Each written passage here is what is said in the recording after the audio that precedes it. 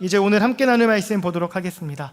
이사야 14장 1절에서 23절까지 말씀인데 우리가 오늘 봉독은 20절까지만 하도록 하겠습니다. 우리가 한 절씩 교독하고 18절부터 20절까지는 합독하도록 하겠습니다.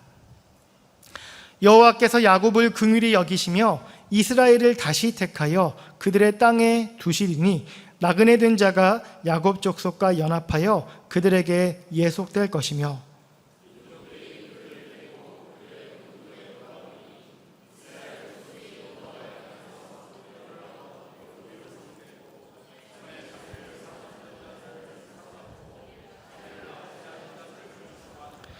여호와께서 너를 슬픔과 공고와 및 내가 수고하는 고역에서 놓으시고 안식을 주시는 날에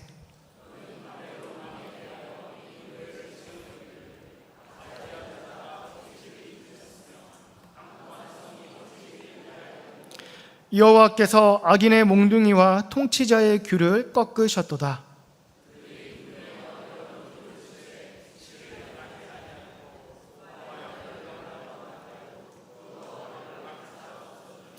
이제는 온 땅이 조용하고 평온하니 무리가 소리 높여 노래하는도다.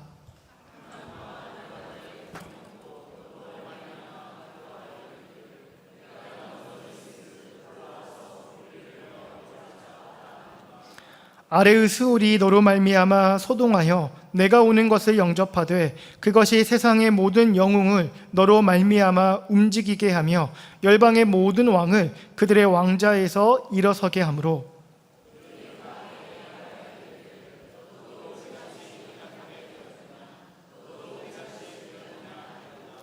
내 영화가 스올에 떨어졌으며 내 비파 소리까지로다. 구더기가 내 아래에 깔림이여 지렁이가 너를 덮었도다.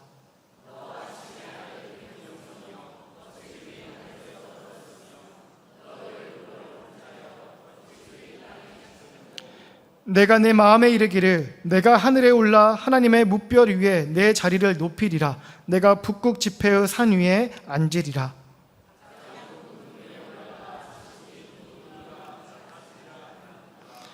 그러나 이제 내가 스올 곧 구덩이 맨 밑에 떨어짐을 당하리로다.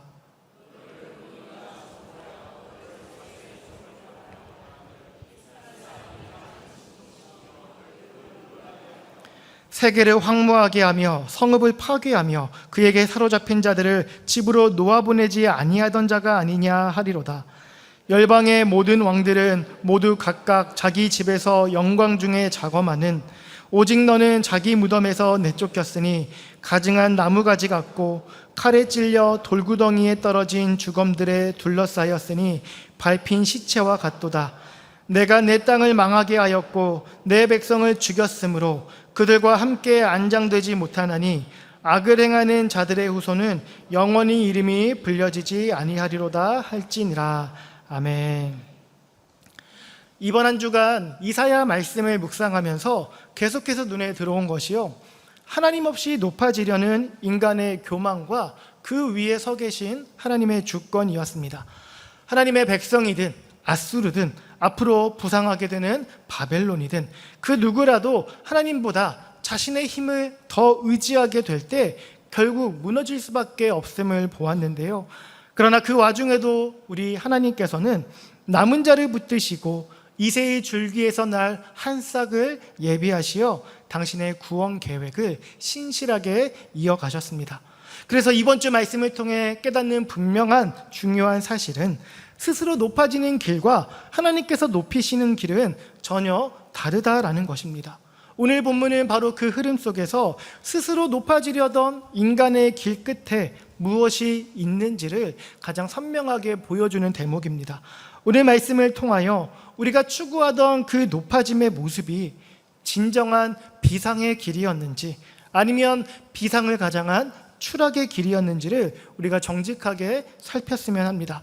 그리하여 하나님이 친히 높여주시는 참된 비상의 길로 나아가고자 결단할 수 있는 은혜의 시간이 되었으면 합니다.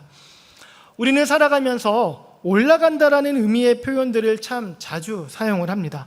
직장에서 승진을 하게 되면 한 단계 올라갔다라고 하고, 사업이 잘 되는 경우 승승장구한다라고 이야기를 합니다.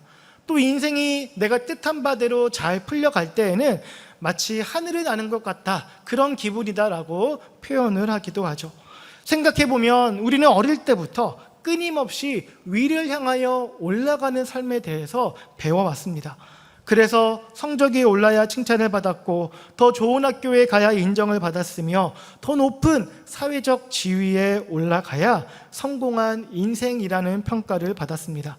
그러다 보니 어느새 우리 마음 가운데에는 아주 단단한 공식이 하나 자리를 잡게 되었는데요. 올라가는 것은 좋은 것이고 내려가는 것은 나쁜 것이다 라고 하는 것입니다. 이 공식은 생각보다 우리 마음에 깊이 스며들어 있어서 우리가 세상을 바라보는 눈이 되고 우리 삶을 스스로 평가할 때 기준과 잣대가 되었습니다. 그래서 사람은 어떻게든 더 높이 올라가기 위해 부단히 애를 쓰며 살아가게 되는 것이죠. 그래서 조금 더 인정받고 싶고 영향력을 더 많이 가져오고 싶고 이전보다 더 안정된 삶을 붙들기를 원합니다. 그리고 실제로 그것들을 손에 쥐게 되면 내가 진짜 성공했구나, 내가 이전보다 더 큰 존재가 되었구나라는 만족감을 느끼면서 자신이 잘 살고 있음을 이야기하게 됩니다. 물론 성실하게 살면서 최선을 다하고 그래서 자연스레 더 큰 책임을 맡게 되는 것, 그 자체가 문제가 되는 것은 아닙니다. 문제는 어느 순간 높아짐 그 자체가 목적이 되어버릴 때입니다. 하나님보다 내 이름을 더 중요하게 여기게 되고 하나님을 향한 순종보다 내 삶의 성취 것들을 더 중요하게 여길 때 우리 삶에는 문제가 생기기 시작한다는 것입니다. 바로 그때부터 사람은 올라가고 있다라고 착각하지만 사실은 전혀 다른 방향으로 가게 되는 것이죠. 오늘 본문은 바로 그 지점을 날카롭게 비춰주고 있습니다. 겉으로는 올라가고 있는 것처럼 보이지만 실상은 추락하며 멸망으로 떨어지고 있는 삶이 있다라는 것입니다. 그렇게 우리가 눈앞에 성취와 성공에 빠져 있을 때 말씀은 우리로 하여금 우리의 삶의 지향점과 근본적인 기초에 대해서 다시금 돌아보게 만들어줍니다. 세상은 늘 우리에게 얼마나 높이 올라갔는지를 묻고 그것으로 우리의 가치를 평가하지만 하나님께서 우리에게 던지시는 질문은 그와 전혀 다른 것입니다. 하나님은 우리가 지금 어느 방향을 향해 가고 있는지, 삶에서 무엇을 붙들며 누구를 의지하고 있는지, 그리고 우리 삶의 중심에 정말 나의 왕이라 고백하는 하나님이 계시는지를 묻고 계십니다. 그러므로 오늘 본문은 단순히 먼 옛날에 어느 한 왕이 받았던 심판의 기록에 그치지 않습니다. 하나님 앞에서 인간이 스스로 높아지고자 하는 열망이 얼마나 헛된 것인지를 보여주면서 하나님께서 바라시는 참된 높아짐이라는 것이 무엇인지 우리로 하여금 분별하게 도와주는 말씀입니다. 오늘 본문을 바르게 이해하기 위해 우리가 먼저 알아야 되는 역사적 배경이 있습니다. 이사야 선지자가 사역하던 시기에 바벨론은 아직 대단한 강대국이 아니었다는 것입니다. 당시의 최강국은 여전히 아수르였습니다. 그렇다고 해서 바벨론이 존재감이 없는 나라는 아니었지만 적어도 이사야 시대의 사람들에게는 아수르가 훨씬 더 직접적으로 더 두려움과 압도감을 주는 나라였습니다. 그렇다고 하면 왜 이사야는 아직 본격적으로 등장하지도 않은 바벨론 왕을 향해 이토록 비중 있는 노래를 전하고 있는 것일까? 우리가 이런 질문을 해볼 수가 있을 것 같습니다. 이에 대해서 우리가 생각해 볼 수 있는 것이요, 이 말씀이 지나간 일을 정리하는 역사의 해설서가 아니라 장차 일어날 일을 미리 보여주는 하나님의 예언이라는 점입니다.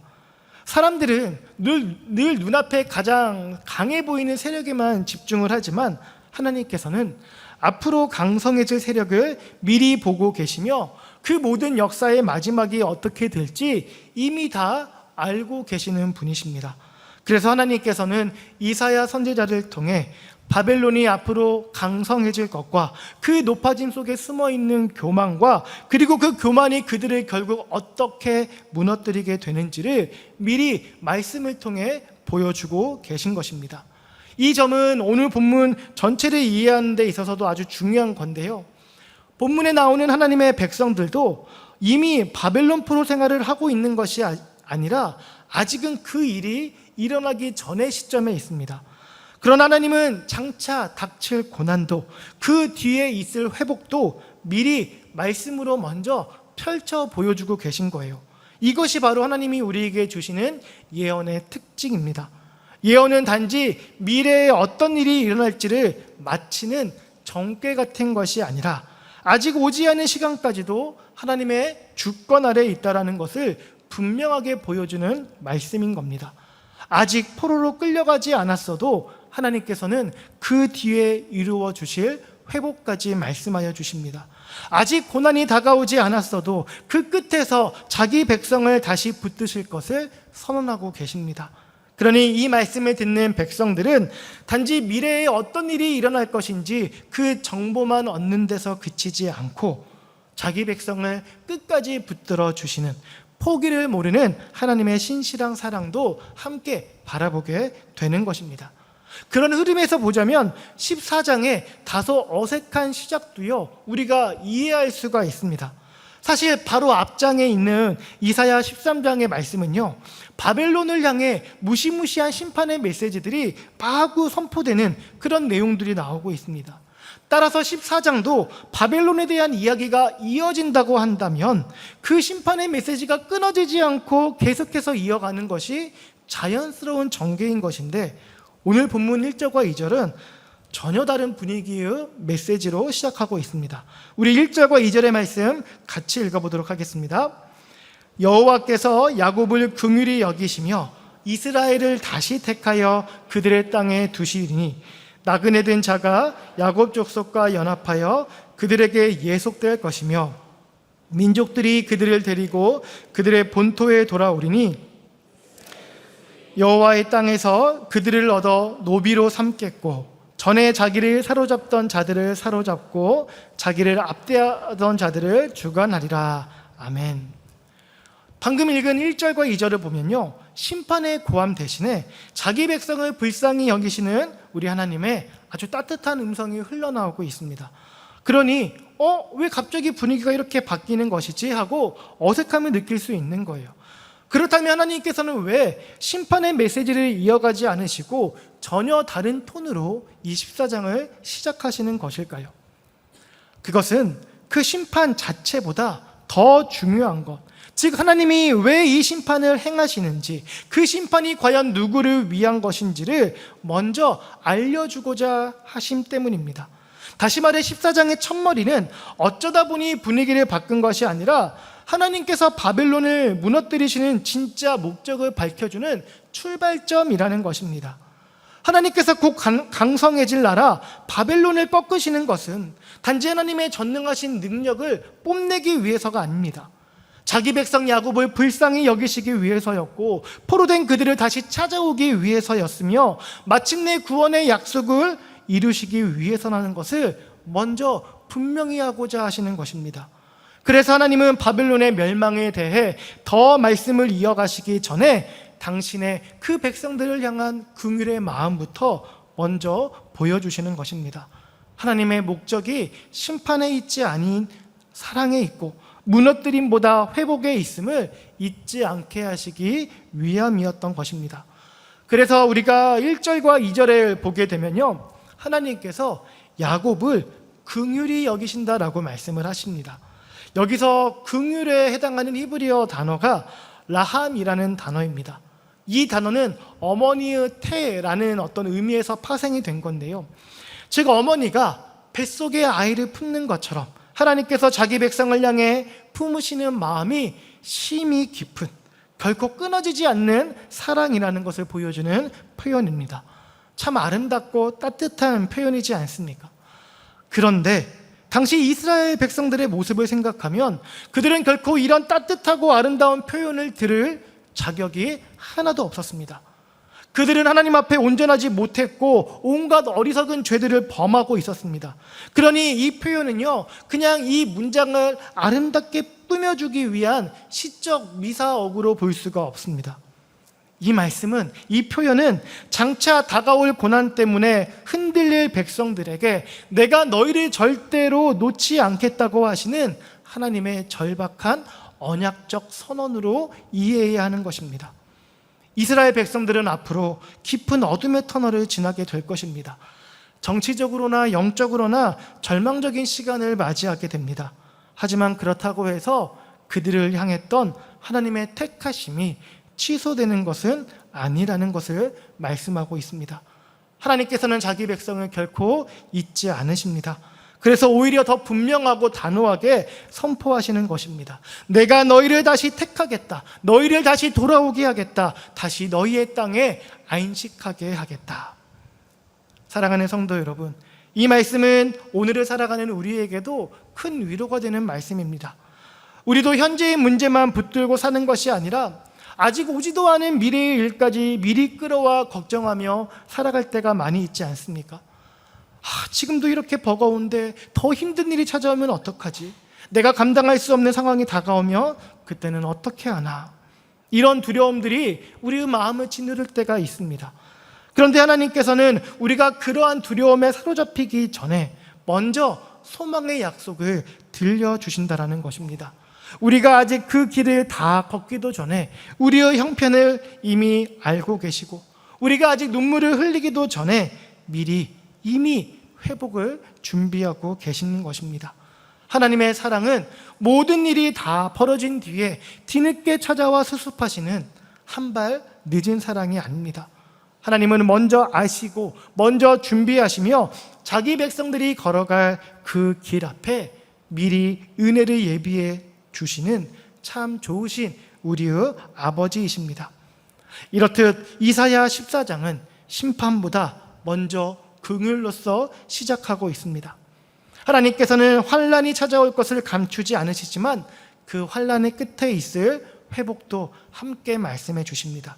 징계가 있어도 언약은 흔들리지 않고, 고난이 있겠지만 하나님의 긍휼은 결코 사라지지 않는다는 사실을 그 백성들로 하여금 놓치지 않게 하시는 것입니다.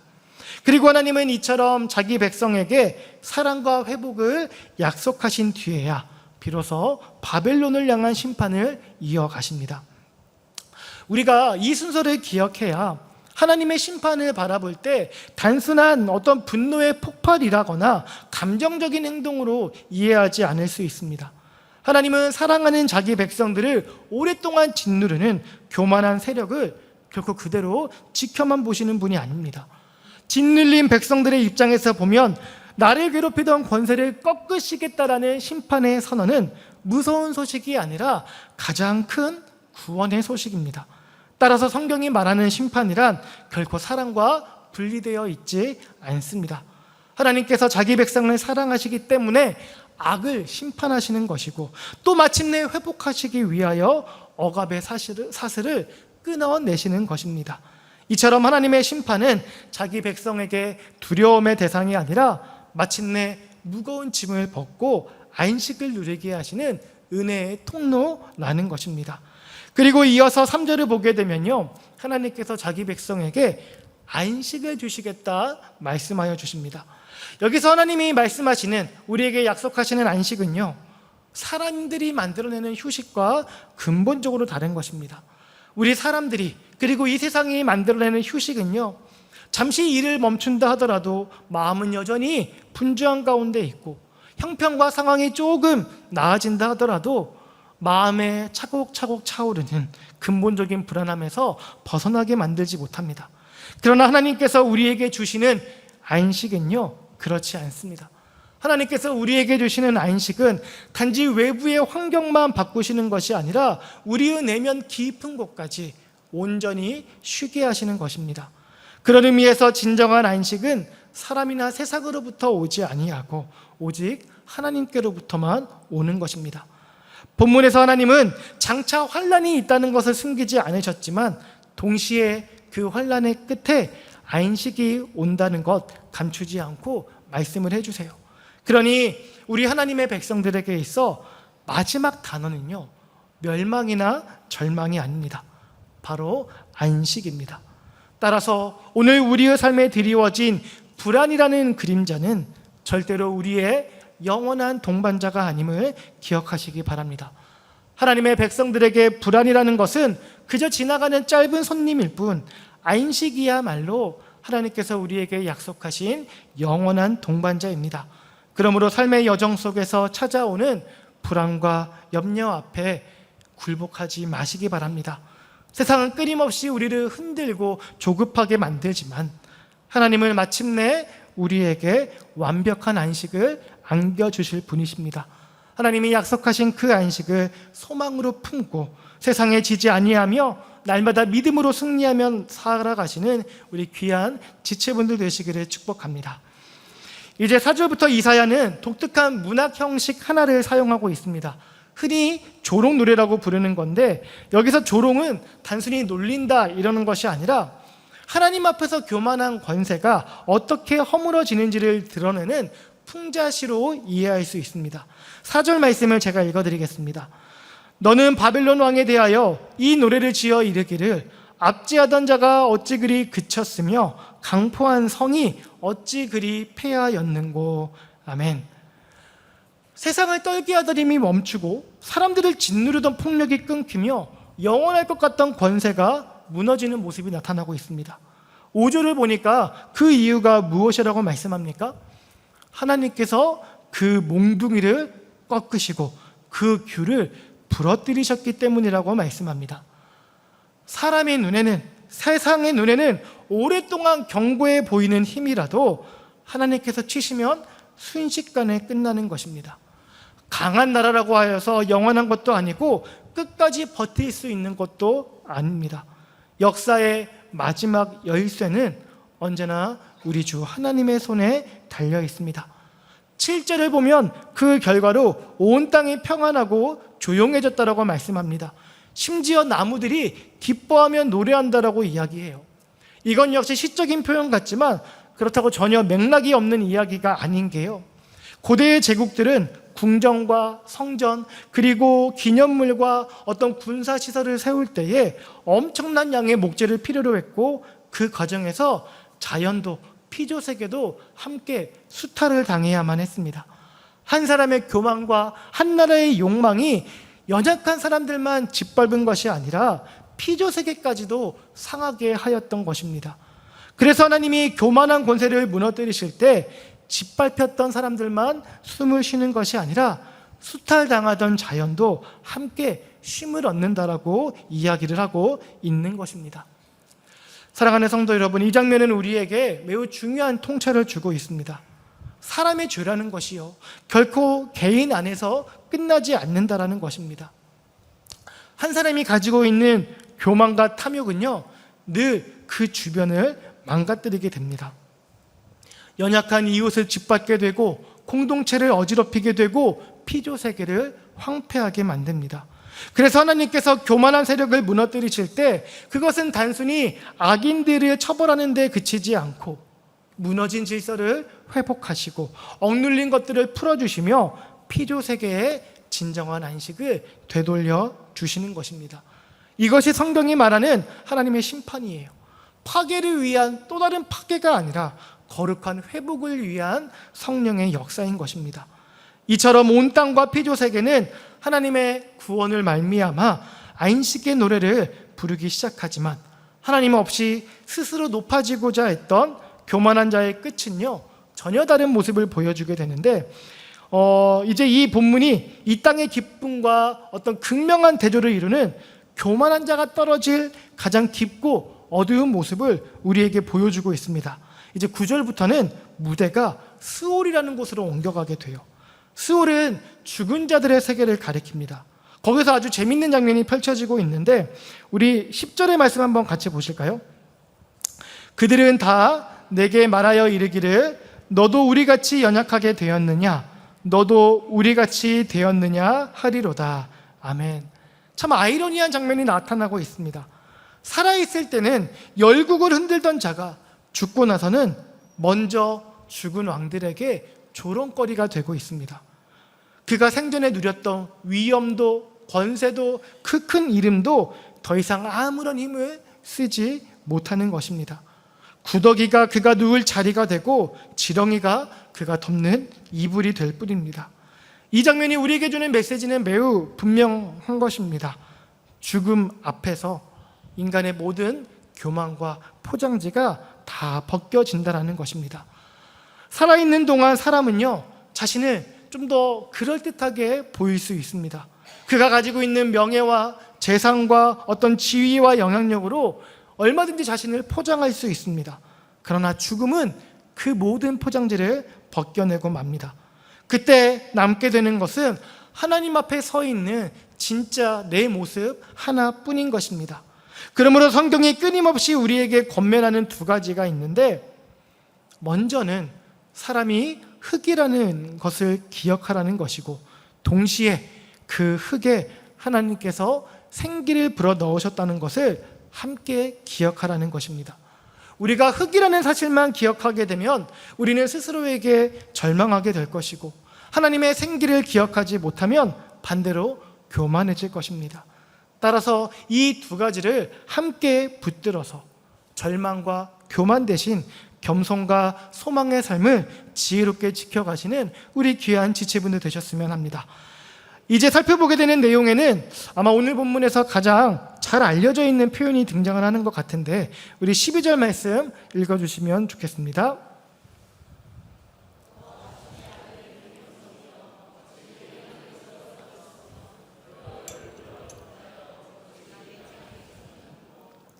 아멘. 12절을 보니까요, 아침의 아들 계명성이라는 유명한 표현이 나오는데 많이 들어보신 분 계실 거예요. 여기서 일단 계명성은요, 새벽 하늘에 유난히 밝게 빛나는 별, 바로 금성을 가리킵니다. 아시다시피 금성은 새벽녘에 정말 눈부시게 빛을 내지만 해가 떠오르는 그 순간 순식간에 자취를 감추고 맙니다. 겉으로는 찬란해 보이지만 영원하지 않은 빛이라는 것입니다. 이사야는 바로 그 이미지를 가져와서 바벨론 왕의 허망한 교만을 그려내고 있는 것입니다. 그런데 여기서 계명성이라는 단어를 들으시면서 이것이 사탄 루시퍼를 의미하는 게 아닌가 하고 좀 생각하시거나 좀 들어보신 분 계실 것 같아요. 실제로 과거 라틴어 성경이 이 계명성을 루시퍼라고 번역하면서 교회사 가운데 일부 교부들이 이 구절을 사탄의 타락을 가리키는 것으로 해석하기도 했습니다. 물론 사탄의 타락과 교만의 본질을 설명할 때 이 구절이 상징적으로 인용되기도 하지만, 이 본문이 가리키는 1차적 대상은 바로 인간의 교만, 곧 바벨론 왕을 지칭하는 것입니다. 이사야 14장의 전체 흐름을 보게 되면 처음부터 끝까지 하나님 없이 높아지려는 세상 권력과 인간의 교만을 다루고 있는 건데요. 그러므로 이 구절은 단순히 먼 옛날 천상에서 일어났던 어떤 사탄의 타락, 사탄의 반역 이야기로만 읽기보다는 하나님처럼 높아지려 했던 인간의 어리석은 교만을 경고하는 말씀으로 이해하는 것이 이 본문의 의미를 가장 건강하고 바르게 붙드는 것입니다. 결국 이 구절의 핵심은 하나님을 떠난 높아짐이란 언젠가 반드시 떨어질 수밖에 없다라는 것입니다. 아무리 빛나 보여도 하나님 앞에 서지 못하는 빛, 하나님과 함께 공존할 수 없는 빛, 하나님이 나타났을 때 사라지는 빛들은요, 참된 빛이 아니라는 것입니다. 하나님을 떠난 영광이란 늘 이런 식입니다. 사람들의 눈을 잠시 현혹하고 사로잡을 수는 있지만 하나님의 빛 앞에 서는 순간 그 실체가 드러날 수밖에 없어요. 이사야는 그런 이미지를 통해 인간이 하나님 없이 높아지려는 그 일이 얼마나 어리석고 또 얼마나 허망한지, 또 얼마나 순식간에 사라지게 되는 것인지를 설득력 있게 보여주고 있는 것입니다. 이어지는 13절과 14절은 이 어리석은 바벨론 왕의 속마음을 우리에게 그대로 들려주는데, 우리 13절 14절 말씀 함께 읽도록 하겠습니다. 내가 내 마음에 이르기를 내가 하늘에 올라 하나님의 무별 위에 내 자리를 높이리라. 내가 북극 지폐의 산 위에 앉으리라. 가장 높은 구름에 올라가 지극히 높은 이와 같아지리라 하는도다. 아멘. 여기서 왕이요, 거듭거듭해서 이야기하고 있는 내용이 무엇입니까? 내가 하늘에 오르겠다.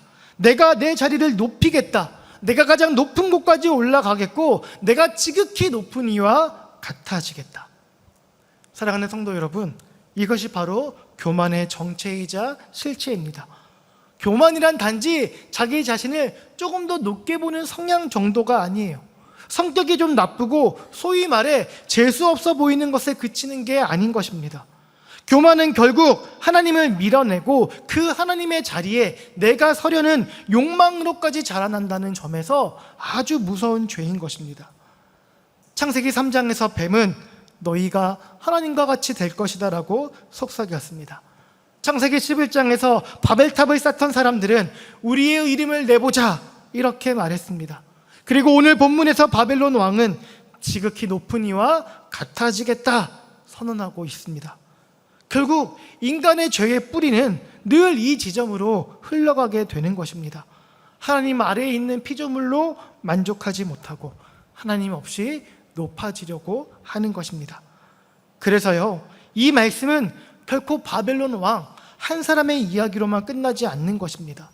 그 규모와 무게는 다를지라도 그 마음의 방향성은 오늘 이 자리에서 예배를 드리고 있는 저와 우리 성도분들 안에도 얼마든지 일어날 수 있고 생길 수 있고 들어올 수 있는 것입니다.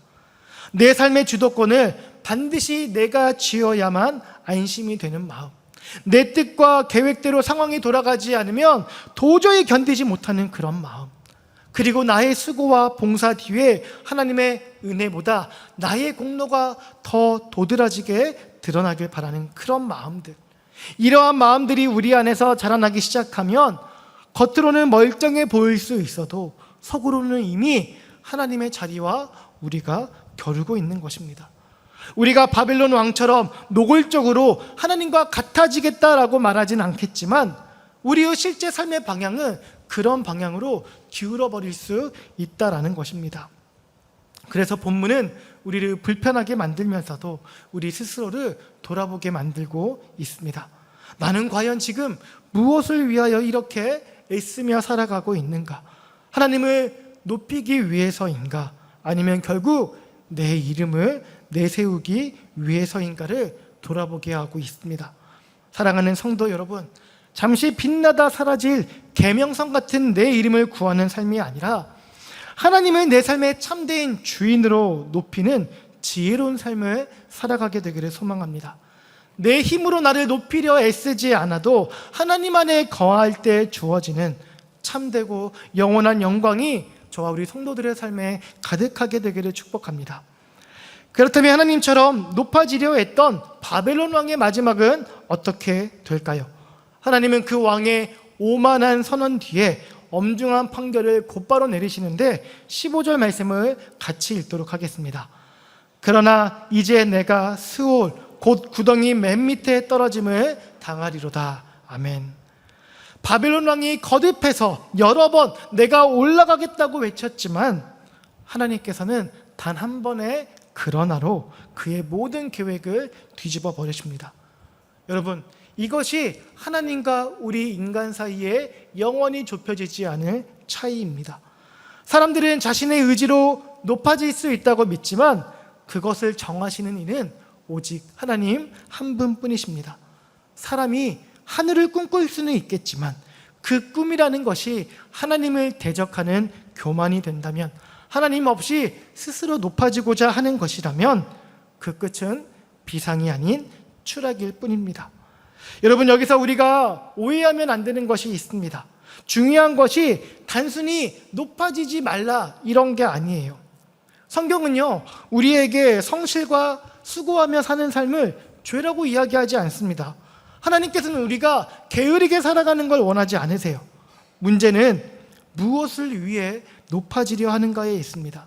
하나님을 영화롭게 하기 위한 성실이 있고 자기 이름을 내세우기 위한 성취가 있습니다. 하나님이 맡기신 자리를 감당하기 위한 수고가 있고 하나님 없이 나의 왕국을 세우기 위한 야망이 있어요. 겉으로 보기에는 이 두 가지가 뚜렷하게 구분되지 않습니다. 하지만 우리 하나님은 우리의 마음의 중심을 꿰뚫어 보신다는 거예요. 그래서 성경은 계속해서 우리 삶의 방향을 물어보시는 것입니다. 너는 과연 무엇을 향해, 어디를 향해 올라가고 있느냐? 이 질문 앞에 바로 서지 못한 채 하나님 없이 스스로 높아지려 했던 자의 끝이 얼마나 허망한지 16절부터 20절은 그 비참한 실상을 생생하게 보여주는데, 우리 16절, 17절 말씀 함께 읽도록 하겠습니다. 너를 보는 이가 주목하여 너를 자세히 살펴보며 말하기를, 이 사람이 땅을 진동시키며 열국을 놀라게 하며 세계를 황무하게 하며 성읍을 파괴하며 그에게 사로잡힌 자들을 집으로 놓아보내지 아니하던 자가 아니냐 하리로다. 아멘.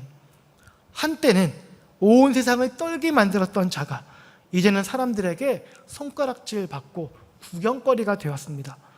세상을 지배하던 왕이 제대로 된 무덤조차 얻지 못하고 거리의 시체처럼 버려졌습니다. 여러분, 고대 근동에서 왕이요 합당한 장례를 치르지 못하는 것은 단순히 불행한 일이지 않고 최고의 수치이자 저주였습니다. 하나님께서는 스스로를 하나님의 자리에 두려 했던 교만한 권세의 끝이 얼마나 허망하게 무너지는지를 잘 보여주고 있으십니다. 이 대목을 통해 우리가 다시 한번 분명하게 깨닫는 것이, 우리 인생의 진짜 가치라는 것이 세상의 화려한 무대 위가 아니라 그 조명이 다 꺼진 뒤 하나님 앞에 설 때, 그때 드러난다라는 것입니다.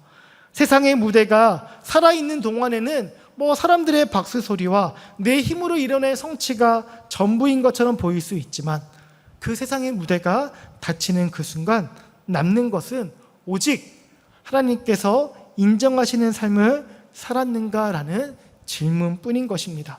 그러니 사랑하는 성도 여러분, 지금 당장 사람들이 나를 어떻게 평가하는지에만 급급해하면서 연연해하지 마시기 바랍니다. 그보다 더 중요한 것이 있는데, 그것은 하나님께서 오늘 우리를 어떻게 바라보고 계시는가입니다. 오늘 내가 누구 앞에서 살아가고 있는지, 무엇을 붙들면서 수고하고 있는지가 결국 하나님 앞에 서게 될 우리 인생의 마지막 운명을 결정짓게 된다는 것을 마음에 새기며 살아갈 수 있는 지혜로운 우리 성도분들 되시기를 축복합니다. 사랑하는 성도 여러분, 오늘 이사야 14장은 우리에게 스스로 높아지려 했던 인간의 길이 어떤 비참한 결말을 맞이하는지를 똑똑히 보여줍니다. 끊임없이 하늘 끝까지 높아지려 했지만 결국 가장 깊은 웅덩이로 떨어졌고, 자기 이름을 드높이려 했지만 수치와 저주로 끝나버린 길, 그것이 바로 바벨론의 길이자 우리 인간이 보여주었던 실패의 역사입니다. 그런데 성경은 우리에게 이 비극적인 길만 보여주고 끝내지 않습니다. 성경은 이 바벨론의 길과 완벽히 반대되는 전혀 다른 한 가지의 길을 우리에게 보여주고 있습니다. 인간이 스스로 하나님처럼 되려고 하다가 완전히 무너져버린 바로 그 자리에 정반대의 모습으로 우리를 향해 찾아오신 분이 계십니다. 바로 우리 주 예수 그리스도입니다. 예수님께서 이 땅에 오셨던 그 모습을 한번 생각해 보십시오. 피조물에 불과한 인간은 하나님과 같이 높아지려고 몸부림쳤지만, 본래 하나님과 동등하신 예수님은 도리어 자신의 하나님됨을 내려놓으시고 이 땅에 오셨습니다. 빌립보서 2장에서 증언하듯 주님은 자기를 비워 종의 형체를 가지셨고 사람의 모양으로 나타나사 죽기까지 복종하셨습니다. 높아지려다 추락한 인생들을 구원하기 위해 가장 높은 곳에 계신 분이 가장 낮은 곳으로 내려오셨던 것입니다. 이 거룩한 대조를 통하여 우리는 복음에 대해서 더욱더 선명하고 분명하게 깨닫게 되는 것이, 바벨론 왕은 하나님과 같아지려다 구덩이 맨 밑으로 떨어졌지만 예수님은 십자가의 가장 낮은 곳까지 내려가셨기에 하나님께서 그를 지극히 높이셨다라는 것입니다. 그러므로 성도가 걸어가야 할 길은 바로 그리스도 예수의 길입니다. 이제 우리는 내 가치를 증명하기 위해 스스로를 드높이려 애쓰던 헛된 몸부림을 멈추어야 할 것입니다. 앞서 말씀드렸듯 하나님께서 우리에게 맡기신 삶을 성실하게 감당하며 요셉이나 다니엘처럼 쓰임받는 것 귀하고 복된 일입니다. 문제는 그 수고와 성공의 과정 속에서 나도 모르게 내 안에 작은 바벨론을 키워가며 하나님의 자리를 밀어내는 모습입니다. 감사하게도 우리 하나님이 때로 우리 안에 이 교만한 마음을 치시고 다듬으실 때가 있는데, 그 이유는 우리를 넘어뜨리고 무너뜨리기 위하심이 아니라 참되게 회복하시기 위함이라는 것입니다. 내 자랑과 고집이 내려놓아질 때 비로소 하나님의 은혜가 우리 삶에 채워집니다. 내가 나를 붙들던 조급한 손을 내려놓을 때 비로소 나를 끝까지 신실하게 붙드시는 하나님의 전능하신 손길을 우리가 경험할 수 있게 되는 것입니다. 이제 말씀을 맺습니다. 세상은 높이와 속도를 우리에게 물어보지만 하나님은 방향과 우리 마음의 중심에 진정 하나님이 계시는지를 바라보십니다. 세상이 말하는 비상은 자기 자신을 높이는 것이지만 그것은 결국 하나님을 대적하는 추락일 뿐입니다. 하나님께서 말씀하시는 참된 비상의 삶은 하나님 앞에서 나를 겸손히 낮추는 것입니다. 바벨론의 길은 스스로 올라가려다 비참하게 추락하는 길이었지만 예수 그리스도의 길은 가장 낮은 곳으로 내려가심으로 말미암아 높여지는 참된 비상의 길이었습니다. 그러므로 오늘 우리가 이 말씀 앞에서 함께 결단하기 원합니다. 세상의 화려함에 눈이 멀어 비참하게 추락하는 어리석은 길을 내다버리고 조금 낮아지더라도, 조금 더디어 보이더라도 하나님 앞에서 겸손히 순종하며 참된 비상의 길을 향해 나아가겠노라 고백하시는 우리 지체분들 되시기 원합니다. 세상의 비상은 한순간에 허망하게 무너지지만 하나님 앞에 엎드리는 겸손은요, 결코 추락하지 않으며 우리를 영원한 은혜의 자리로 이끌어 줄 것입니다. 세상의 거짓된 비상이 아닌 하나님이 친히 높여주시는, 영원히 높여지도록 만들어주시는 그 은혜의 비상을 경험하며 살아가는 우리 모든 지체분들 되기를 축복합니다. 하나님께서 우리 성도분들의 삶을 지키시고 마음에 있는 교만을 은혜로 무너뜨려 주셔서 날마다 예수 그리스도를 닮아가는 참된 하나님 나라 백성으로 세워주시기를 주님의 이름으로 간절히 축복합니다. 함께 기도하시겠습니다.